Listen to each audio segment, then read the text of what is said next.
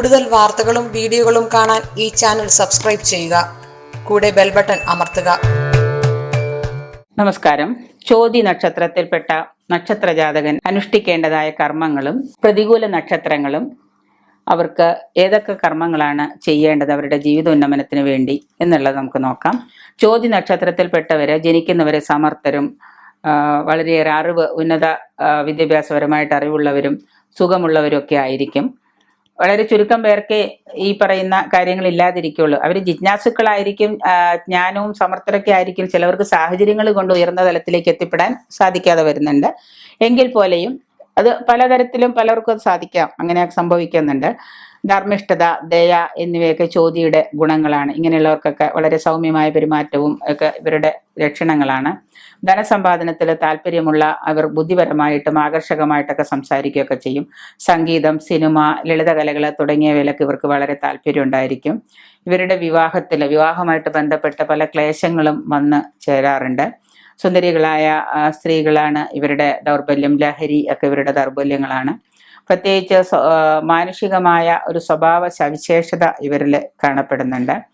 ഈ ചോതി നക്ഷത്രക്കാരുടെ ഒരു പ്രതികൂല നക്ഷത്രം, ചോതി നക്ഷത്രക്കാർക്ക് പറ്റുന്ന പ്രതികൂല നക്ഷത്രങ്ങൾ ഏതൊക്കെയാണെന്ന് വെച്ച് കഴിഞ്ഞാൽ അനിഴം നക്ഷത്രം, മൂലം, ഉത്രാടം, കാർത്തികയുടെ അവസാന 3 പാദങ്ങൾ കാർത്തികയില്, പിന്നെ രോഹിണി, മകയിരം, മകയിരത്തിന്റെ ആദ്യ പകുതി. ഇത് ഇവർക്ക് പ്രതികൂല നക്ഷത്രങ്ങളാണ്. ഈ അനുഷ്ഠിക്കേണ്ട കർമ്മങ്ങൾ എന്ന് വെച്ച് കഴിഞ്ഞാൽ ശനിദശയും കേതുർദശയും ആദിത്യദശയും ഇവർക്ക് വിധിപ്രകാരം ദോഷപരിഹാര കർമ്മങ്ങൾ ഇവർ ചെയ്യണം. ശനിദശ ഇവർക്ക് ദോഷമാണ്, കേതുർദശ ഇവർക്ക് മോശമാണ്, ആദിത്യദശയും ഇവർക്ക് ദോഷം തന്നെയാണ്.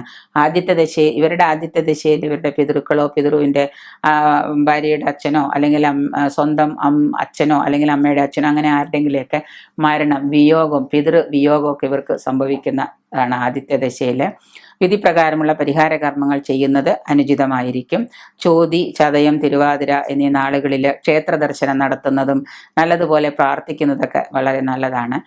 ഈ രാഹുവിനെ പ്രീതിപ്പെടുത്തുന്ന കർമ്മങ്ങൾ, രാഹുവിനെ പ്രീതിപ്പെടുത്തുന്ന കർമ്മം എന്ന് പറഞ്ഞു കഴിഞ്ഞാൽ സർപ്പപൂജകൾ, ആയില്യ പൂജകൾ, 100 പാലും സർപ്പത്തിന് 100 പാലും കൊടുക്കുക, ഇങ്ങനെയുള്ള കർമ്മങ്ങളൊക്കെയാണ് രാഹു പൂജ ചെയ്യുക. അപ്പൊ രാഹുവിനെ പ്രീതിപ്പെടുത്തുന്ന കർമ്മങ്ങൾ ചെയ്യുന്നതും അനുഷ്ഠിക്കുന്നതും വളരെ നല്ലതാണ്.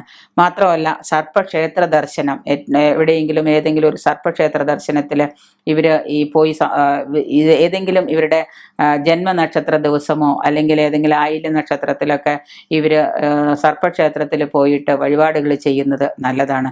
സർപ്പക്കാവില് നീർമരുത് എന്ന് പറയുന്ന ഒരു മരമുണ്ട്. കരിമരം, നീർമരുത്, അതൊക്കെയാണ് സർപ്പക്കാവില്. അപ്പൊ അതിൽ നീർമരുത് എന്ന് പറയുന്ന ഒരു മരമുണ്ട്, അത് വച്ച് പിടിപ്പിക്കുന്നത് നല്ലതാണ്.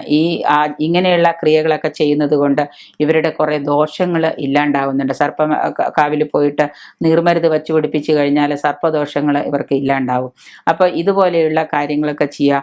രാശ്യാധിപനായ ശുക്രനെ പ്രീതിപ്പെടുത്തുക. ചോതിയും വെള്ളിയാഴ്ചയും ചേർന്ന് വരുന്ന ദിവസം, ഇപ്പൊ വെള്ളിയാഴ്ച ദിവസമാണ്, അന്നേ ദിവസം ചോതി നക്ഷത്രമാണ് എന്ന് വിചാരിക്കുക. അപ്പൊ ഈ വെള്ളിയാഴ്ചയും ചോതി നക്ഷത്രം വന്നിട്ടുണ്ടെങ്കിൽ നമ്മൾ ഉടനെ സംശയിക്കേണ്ട. അന്നേ ദിവസം ലക്ഷ്മി പൂജ നടത്തുക, സരസ്വതിയെ ഭജിക്കുക, ലക്ഷ്മിയെ ഭജിക്കുക, ലക്ഷ്മി സ്തോത്രങ്ങൾ ജപിക്കുക, മഹാലക്ഷ്മിയെ നമ്മൾ പ്രീതിപ്പെടുത്തുക. ഇങ്ങനെയുള്ള കാര്യങ്ങളൊക്കെ ചെയ്യുന്നത് കൊണ്ട് നമുക്ക് ധനത്തിൽ വർധനവും ധന ഐശ്വര്യവും ഒക്കെ വരും. പിന്നെ കറുപ്പ്, ചുവപ്പ് വസ്ത്രങ്ങൾ, വെള്ള തുടങ്ങിയ വസ്ത്രങ്ങളൊക്കെ ധരിക്കുന്നത് വളരെ അനുകൂലം തന്നെയാണ്. നല്ലൊരു കാര്യത്തിന് പോകുമ്പോൾ കറുപ്പോ ഇളം നീല നിറത്തിലോ വെള്ള നിറത്തിലോ ഒക്കെയുള്ള വസ്ത്രങ്ങൾ ധരിക്കുന്നത് വളരെ നല്ലതാണ്.